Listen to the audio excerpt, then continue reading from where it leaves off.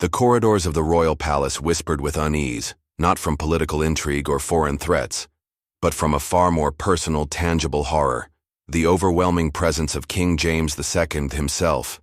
Though he had ascended the throne as a scholar and patron of the arts, commissioning works that would be remembered for centuries, his personal habits were beyond comprehension.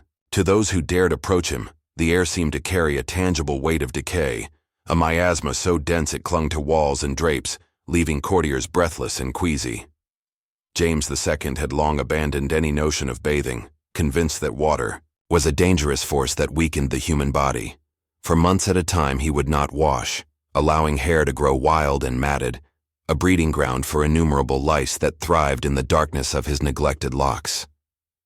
Court records described the eerie sound of these tiny creatures crawling, a faint scratching and clicking that punctuated every audience. On more than one occasion, the creatures dropped from his hair onto official documents, smearing ink with the telltale evidence of the king's filth. Visitors to the court were ill-prepared for the assault of his presence. The Venetian ambassador, known for his composure, reportedly gagged during a private audience, retreating in horror from the king's breath, a stench so revolting that it defied description. The combination of rotting teeth, the buildup of food particles, and the persistent infestation of parasites created an almost physical barrier to human interaction. Courtiers learned quickly to stand upwind, or to breathe exclusively through their mouths when they could not avoid proximity. Some whispered that they could hear the king's lice moving under the fabric of his royal robes, a sound that would haunt them long after they left the palace. The king's chambers were a reflection of his disconnection from society's norms. Tapestries, though once magnificent, were dulled and covered with fine dust, and every surface bore traces of his refusal to engage in cleanliness. The faint light of candle sconces flickered against surfaces tainted with years of neglect. Even the silver and gold of the royal table seemed to have taken on a pallor under the persistent filth that surrounded the monarch. Yet James II's obsession, or rather, his deliberate rejection, was more than mere eccentricity. It was a psychological barrier, a fortress built against the expectations and moral codes of his subjects. His refusal to wash became a silent declaration that he existed outside the constraints of ordinary life, untouchable by the rules that governed even the humblest peasant. In doing so, he inflicted suffering on those around him, creating a court where dread mingled with every breath, every gesture. The courtiers' lives became a delicate choreography, dictated by the king's bodily revolutions rather than political strategy. During official ceremonies, nobles would shift their positions subtly, always attempting to remain upwind. Those responsible for presenting documents found themselves brushing invisible particles from papers, hoping that none of the king's infestation would compromise the legitimacy of state matters. Servants whispered prayers as they approached the throne, murmuring for courage, for endurance, for mercy from the human creature who ruled with intellect and education yet reeked of deathly neglect. Yet there were moments, fleeting and rare, when glimpses of the man beneath the chaos could be sensed. Scholars admired his intelligence, his commitment to the arts, his passion for theology. But these attributes, normally hallmarks of a wise monarch, were overshadowed entirely by the horror of his physical presence. No human achievement could cleanse the air, erase the stench, or restore the dignity of the court. The king's mind and body were locked in a grotesque symbiosis, a manifestation of power divorced from responsibility, intellect severed from social grace. This grotesque spectacle was more than a private nightmare. The psychological implications rippled throughout the kingdom. Observers noted that the king's rejection of cleanliness mirrored a deeper disconnection from the social contract. If the monarch, the very symbol of order and civility, could descend into such filth without consequence, what then could hold the rest of society accountable? His madness was contagious, not in the literal sense of disease, but in its capacity to unravel social norms, to instill fear and unease in every interaction with authority. The kingdom was, in effect, a courtier's perpetual exercise in survival, measured not by loyalty or skill, but by the ability to endure the king's revolting presence. James II's reign serves as a chilling reminder of how absolute power, untempered by external checks, can warp the human mind. The lessons of his hygiene, or more accurately, the absence of it, extend beyond the mere horror of lice and rot. They speak to the terrifying truth of what happens when a ruler, unchallenged and untethered, allows obsession, delusion, or neglect to define reality. In those shadowed halls, amidst whispers and fearful glances, history recorded not the glory of scholarship or royal decree, but the horrifying testament of humanity's capacity to descend into madness when authority is absolute.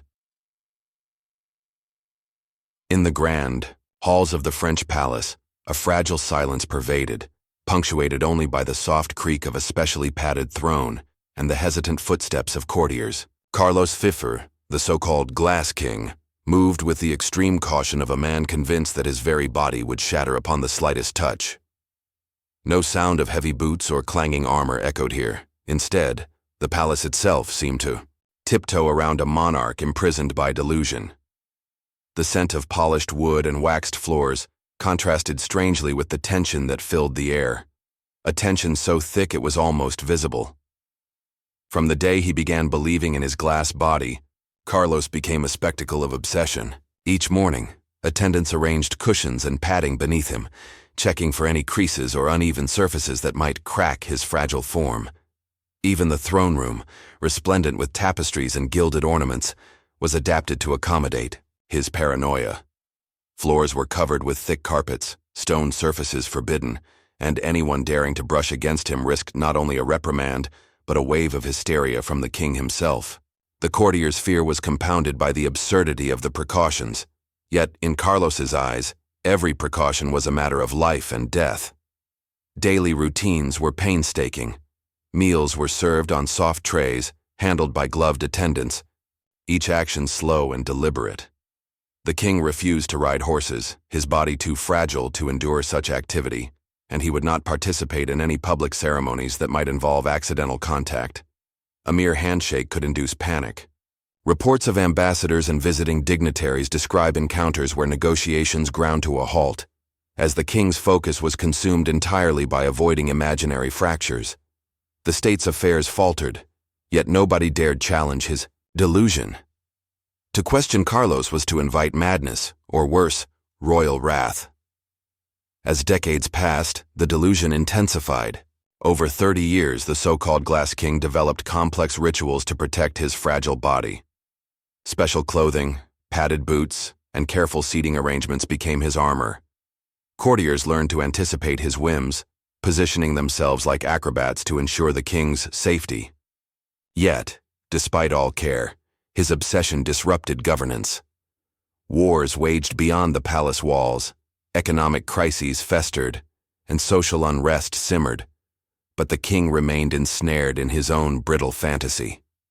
Psychologically, Carlos's condition is recognized today as a severe form of somatopsychic delusion, where the individual experiences a profound misperception of their own body.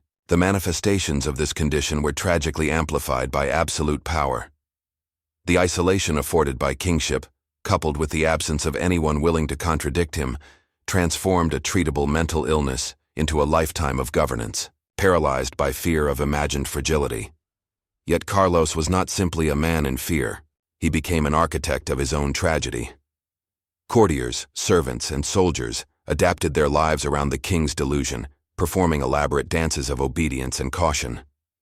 Everyday decisions, construction of floors, choice of seating, the manner of approaching the king required meticulous planning. This constant vigilance strained the human spirit, leaving everyone in the palace tense, nervous, and exhausted.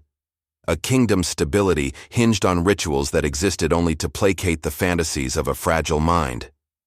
Despite his delusion, Carlos retained moments of sharp intellect, reading, writing, and engaging with scholars, but his brilliance could not counterbalance the tyranny of his paranoia. The policies, treaties, and ceremonies that required a decisive monarch were rendered ineffective, as every initiative was filtered through the lens of fragility. Statecraft was replaced by ritual, diplomacy by ceremony, governance by caution. The tale of Carlos the Mad is more than a curiosity. It is a warning. Absolute power, unchecked by reality or counsel, can twist the human mind in ways that endanger not just the individual, but an entire nation. The fragile body of a king becomes a metaphor for the fragility of governance, for the peril that arises when perception, reason, and reality are severed by delusion. The winter palace of St. Petersburg shivered under a cold, gray sky, yet inside, chaos reigned. Pedro III, barely 6 months on the throne in 1762, had transformed the royal court into a theater of absurdity. Officers, ministers, and servants, all seasoned veterans of governance and military campaigns, found themselves reduced to toy soldiers, crawling across floors, waving imaginary swords, and obeying the emperor's every shouted command. The echo of laughter and barking orders reverberated through the marble halls, a distorted symphony of authority and madness. Pedro's mind could not distinguish between reality and play. Wooden soldiers, carved meticulously by court artisans, became the basis for real military promotions and demotions. A commander whose miniature figure faltered in a mock battle might find himself stripped of rank.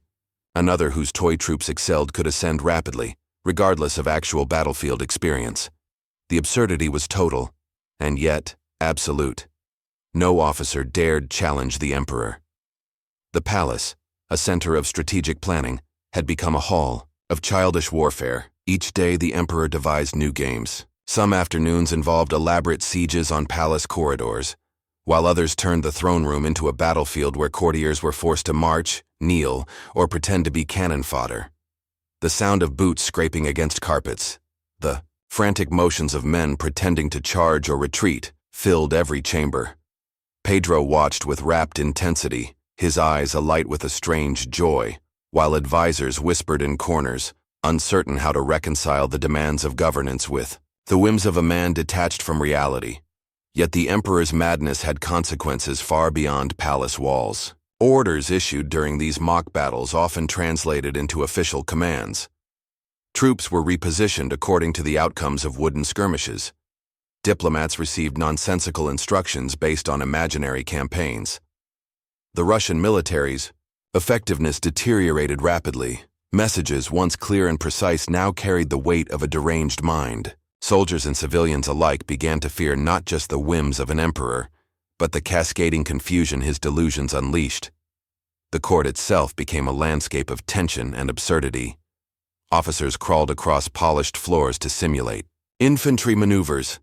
Ministers marched in tight formation pretending to be cavalry, and the emperor's laughter echoed like a bell of madness. The air smelled faintly of wax and polished wood, but beneath it lingered the anxiety of men caught in an impossible game. Pedro's delight in these mock battles was total. The palace, however, suffered irreparably under the strain of endless performances. Pedro III's brief reign offers a stark example of absolute power, twisted by delusion. No council, no tradition, no sense of duty could contain him. Each mock engagement was a reminder that reality was optional for the emperor, and the kingdom itself was hostage to a game of make-believe. Historical accounts describe officers so demoralized that some contemplated abandoning duty entirely. Yet fear of the emperor's unpredictable anger kept them bound to his bizarre spectacles. In moments of relative quiet, Pedro would inspect the wooden troops, carefully moving tiny cannons or rearranging figures with meticulous precision. Courtiers and artisans, exhausted by endless performances, could only watch as the emperor's obsession consumed hours, days, and crucial governance. Even foreign diplomats were drawn into the charade, sometimes participating unknowingly, often humiliated by their forced compliance. The psychological toll was immense. Pedro's inability to differentiate between play and reality created a court steeped in tension, absurdity, and fear. Laughter mingled with anxiety. Obedience merged with humiliation. And yet, in the emperor's mind, everything was perfectly rational, perfectly necessary. Reality had bent to his whims, and the kingdom suffered in silence. The palace of Cairo gleamed with opulence, but behind its gilded walls lurked a monarch consumed by compulsions. Farouk, one of the most enigmatic and controversial rulers in Egyptian history, had inherited a kingdom rich in culture, resources, and promise, but his mind and appetite were consumed by indulgence. His court spoke in hushed tones about his daily rituals, his obsession with collecting objects, and the compulsive behaviors that often eclipse the responsibilities of a sovereign. Farouk's day began late, often after long hours devoted to his private collections. Among these were treasures that ranged from watches to jewels, fountain pens, and rare art pieces. Nothing was safe from his grasp. Diplomats attending court events were often robbed of their personal items before formal ceremonies began, witnesses reporting the king's nimble fingers with disbelief and fear. Farouk's thefts were not driven by need. He was already one of the wealthiest men in the world. Rather, they were manifestations of an uncontrollable compulsion, an insatiable urge that transcended reason. Food, too, became a theater of excess. Each meal was a sprawling event, a sequence of dozens of courses that tested the limits of human digestion. Rich sauces, elaborate pastries, roasted meats, and copious wine flowed endlessly. Courtiers watched in silent horror as the king ate, continuously, ignoring fatigue or the discomfort of his own body. Meals lasted for hours, punctuated only by brief pauses to inspect some newly acquired object or rare artifact. Even the most seasoned palace attendants could not keep pace with his demands, constantly replenishing dishes, adjusting seating, and monitoring the king's indulgence. Farouk's obsession extended beyond objects and food. His private chambers contained a vast library of explicit materials collected from around the globe. Entire wings of the palace were dedicated to the storage, organization, and viewing of these items. Days could pass without any state affairs being addressed, as the king indulged in his compulsions with total disregard for the governance of his nation. The court existed as a stage upon which his obsessions could be performed, a world reshaped to fit the boundaries of his desires. Yet it was not merely indulgence that defined Farouk's reign. It was the manner in which these obsessions consumed attention, energy, and resources. Projects vital to the country were neglected, while his servants and ministers became enablers of a lifestyle that grew increasingly surreal. Foreign dignitaries reported their astonishment and unease. Nothing in diplomatic protocol could account for the king's relentless compulsion to acquire, consume, and indulge. The kingdom, though prosperous on paper, teetered on the edge of dysfunction under the weight of one man's obsessions. Despite the decadence and absurdity, glimpses of charisma remained. Farouk could charm visitors, inspire loyalty, and command attention with ease. Yet these qualities were hollowed out by compulsive behaviors. The king's life, rich in sensory indulgence, became a theater of obsession, a surreal performance of human desire unchecked by restraint, reason, or consequence. His reign, though brief in the grand arc of history, left indelible marks on those who served him and observed the extremes of royal madness. The cold northern winds swept over Stockholm, but inside the royal palace, warmth and excess reigned.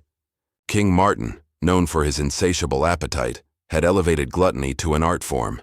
Each meal was not just a necessity, but a spectacle, an event that displayed the extremes of indulgence, the grotesque interplay between power, pleasure, and human frailty. Courtiers and servants alike lived in a constant state of anxious anticipation, for a day in Martin's presence meant navigating a delicate balance between obedience and horror. The king's dining table stretched endlessly, laden with rich dishes, of roasted meats, delicate pastries, caviar, sauerkraut, kippers, and champagne. The aromas alone were overwhelming, permeating every corner of the hall and mixing with the faint metallic tang of fine silverware and gilded trays. Martin ate continuously, savoring each bite with the unbridled enthusiasm of a man who had made consumption his sole purpose. Servants rushed tirelessly to replenish dishes, adjust plates, and anticipate his ever-changing whims, while ministers and courtiers watched in a mixture of fascination and dread. Martin's obsession with food went beyond the pleasure of taste. He regarded each course as a personal conquest, each serving a triumph of abundance. It was said that he could consume quantities that would have overwhelmed several normal men combined. The king's body, once imposing, had begun to betray him under the strain of this excessive lifestyle. Yet, neither discomfort nor warning signs could halt his compulsions. Even when exhaustion crept in, Martin's attention remained firmly fixed on the next course, the next indulgence, the next sensory conquest. One evening, after hours of relentless feasting, a courtier, perhaps foolishly or mischievously, recounted a joke about a deer they had encountered during a recent hunt. The king, already overfed and fatigued, erupted in uncontrolled laughter. The room filled with echoes of mirth, but the laughter masked a growing physiological crisis. Modern medical analysis suggests that Martin may have suffered from syncope, a fatal collapse triggered by extreme laughter in combination with severe overindulgence. His body, taxed beyond its limits, could no longer endure. As the evening progressed, the king's condition deteriorated rapidly. Courtiers watched in horror as he struggled to find a comfortable position, writhing with discomfort, unable to sit or recline. The very objects that had symbolized his wealth and power, the opulent table, the silverware, the richly prepared dishes, became instruments of his agony. Despite frantic attempts to alleviate his suffering, the king's gluttony proved fatal, a vivid illustration of indulgence pushed to its deadly extreme. The psychological dimension of Martin's behavior was no less significant than its physical consequences. His obsessive focus on food reflected a deeper disconnection from responsibility and reality. Affairs of state were secondary to sensory pleasure, and the kingdom's well-being was often neglected in favor of another course, another meal, another indulgent ritual. In the eyes of the court, Martin had become a living symbol of excess, a cautionary tale of how absolute power coupled with unbridled desire could erode both mind and body. Even in death, the king's relationship with indulgence left a mark on history. Court officials recorded the horror of his final hours in meticulous detail, documenting a man overwhelmed by his own appetite, a sovereign undone by the very pleasures he had elevated to ritual. The dignity of kingship, the decorum of monarchy, and the boundaries of human endurance were all obliterated in that fatal banquet, leaving a narrative both tragic and grotesque. Chapter 6. Christian IV. The unpredictable King of Denmark. The city of Copenhagen thrived under the shadow of its king, yet behind the grandeur of the Danish court lurked the terror of Christian IV. Once admired for his charisma and vigor, the monarch's later years were dominated by erratic behavior, unpredictable violence, and an obsession with unusual rituals that unnerved everyone who approached him. Courtiers spoke in whispers of a king who could shift from jovial to furious in an instant, leaving a trail of fear and confusion in his wake. Christian's temper was legendary. Courtiers never knew whether a casual misstep would result in a scolding or a physical assault. The king would attack without warning, striking attendants or advisors, leaving even seasoned nobles trembling. Fear became the currency of the court, and the king's subjects learned to read every glance, every gesture, every word for potential signs of disfavor. His unpredictability was amplified by paranoia. He suspected conspiracies at every turn, seeing betrayal where none existed. Even minor disagreements were magnified into matters of life and death. Perhaps the most infamous symbol of his eccentricity was his promotion of his beloved dog to a government minister. The animal, a large and pampered companion, was given an official title, salary, and a place at the council table. Christian treated the dog as a confidant, claiming to understand its barks as counsel on state matters. Cabinet meetings became theatrical displays of madness, ministers presenting arguments to the dog, the king interpreting barks as policy directives, and the court caught in a surreal performance of obedience and absurdity. When the dog eventually died, the king ordered a full state funeral with military honors, plunging the nation into mourning for an animal. Christian's sexual behavior further reflected his instability. He engaged in affairs and indulgences that scandalized the court, blurring the lines between public responsibility and private obsession. These acts were compounded by the manipulation of those around him, particularly his personal physician, Jan Friedrich Struensee. Struensee recognized the king's vulnerabilities and exploited them, becoming the de facto ruler while conducting an affair with the queen. Through careful orchestration, he used Christian's erratic behavior to advance his own political agenda, illustrating how a monarch's madness could be weaponized by those nearby. Despite the chaos, Christian's reign left lasting architectural and cultural marks, yet they were overshadowed by the pervasive climate of fear and absurdity. Political decisions were often dictated by whim rather than reason, governance slowed by delusions, and diplomacy complicated by unpredictability. His court became a theater of terror, where survival depended on interpreting the shifting tides of the king's mood and navigating the surreal interplay of authority, fear, and bizarre ritual. The psychological implications of Christian's reign were profound. His combination of unbridled violence, obsessive rituals, and susceptibility to manipulation created a court where normal social norms were suspended. Advisors and ministers operated in a constant state of uncertainty, unable to challenge the king without risking punishment, and the governance of Denmark became entangled in a web of personal whims and irrational fears. In essence, Christian's madness demonstrated the corrosive effect of absolute power when coupled with psychological instability, a cautionary tale of a sovereign transformed into an unpredictable force, ruling through terror and eccentricity rather than reason. Chapter 7. Caligula, the Mad Emperor of Rome. The grandeur of Rome often masked the darkness of its ruler, yet under Caligula's reign, the eternal city trembled at the whims of a mind untethered from reality. Once celebrated for military victories and the promise of youthful energy, Caligula's governance quickly devolved into a series of bizarre rituals, unpredictable cruelty, and delusions of divinity. Citizens and senators alike learned to fear the emperor's gaze, for a glance could signify favor or doom. One of the most infamous aspects of Caligula's madness was his relationship with his horse, Incitatus. The emperor did not merely admire the animal. He believed it possessed intellect surpassing that of human advisors. Incitatus enjoyed a marble stable, an ivory manger, and blankets dyed in the finest purple. Gold-studded collars gleamed under candlelight, and the horses' quarters were adorned with the finest silks and precious artifacts. Caligula invited Incitatus to dine alongside him, offering elaborate meals while attendants waited upon both master and steed. Caligula's obsession did not stop at luxury. He formally declared Incitatus a consul, a move that scandalized the Senate and shocked Roman citizens. Ministers were expected to consult the horse on matters of state, and Caligula claimed divine insight flowed through the animal. The absurdity of these decrees was matched only by the meticulous care with which they were enforced.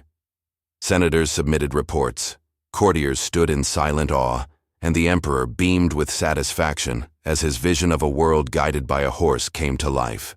But Caligula's eccentricity was inseparable from his cruelty. Those who displeased him faced swift and brutal punishment, often for offenses that defied reason. His delusions of divinity extended to claiming the identities of gods, Apollo, Diana, Venus, and he demanded ceremonial worship, theatrical performances, and lavish rituals to honor these personas. Citizens prostrated themselves before statues and attended spectacles that blended politics, theater, and terror. Resistance was met with immediate reprisal, reinforcing a climate of fear that pervaded Rome. The emperor's madness infiltrated every aspect of governance. Military campaigns were planned with whimsical logic, alliances were broken on impulse, and financial resources drained into constructions and ceremonies designed solely to gratify Caligula's delusions. His court became a theater of absurdity, where survival depended on anticipating his unpredictable whims. Even family members were not spared. Suspicion, paranoia, and orchestrated fear controlled every interaction. Psychologically, Caligula exemplified the destructive potential of absolute power combined with unchallenged insanity.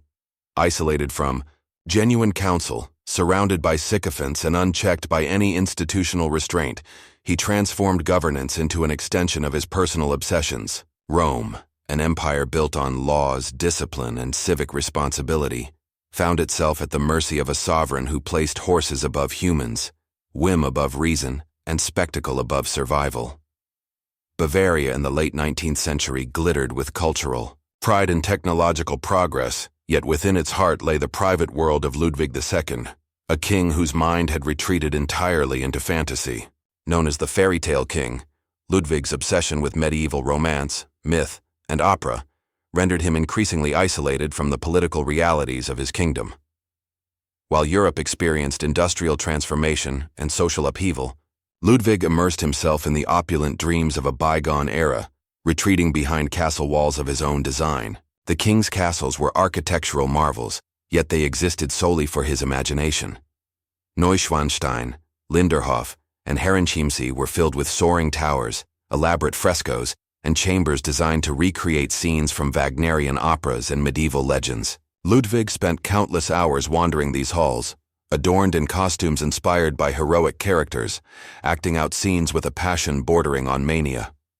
Servants followed silent instructions, ensuring that each performance met the king's exacting standards, while courtiers and architects endured both awe and exhaustion trying to satisfy his extravagant whims. Ludwig's fascination with the deceased was equally peculiar. He staged formal dinners with the ghosts of former monarchs, speaking to them as though they were present, arranging elaborate table settings, and ensuring that each spectral guest was honored according to imagined protocol. These rituals were both theatrical and solitary, an outward display of devotion to the grandeur of history, filtered through the prism of his elaborate fantasies. Isolation became the king's chosen companion. He rejected contemporary politics, industrial progress, and even essential governance tasks. Advisors were treated as participants in his fantasies, rather than guides for practical decision-making. Meetings were delayed or ignored, state business suffered, and diplomacy often faltered as Ludwig's focus remained fixated on his artistic and romantic obsessions. The boundaries between reality and illusion blurred, creating a court that existed half in the tangible world and half in the kingdom of the king's imagination. Psychologically, Ludwig's life is a study in the retreat of the human mind when unrestrained by practical responsibility. The king's wealth and absolute authority enabled him to pursue every elaborate fantasy, with no external constraints to temper his obsessions. His passion for music, architecture, and medieval lore became a consuming force, reshaping both his daily existence and the physical landscape of Bavaria. Yet behind the splendor lay profound loneliness. The king's devotion to fantasy isolated him from genuine human connection, leaving him enthralled by dreams while the real world moved on without him. Despite the impracticality of his pursuits, Ludwig's legacy endures through the beauty of his castles and the imaginative worlds he created. They stand as monuments to the power and peril of absolute authority, unmoored from reality. In his life, artistry, obsession, and isolation coalesced into a portrait of a monarch who sought refuge in fantasy, a final testament to the fragile boundaries between genius, madness, and the human desire to transcend the ordinary.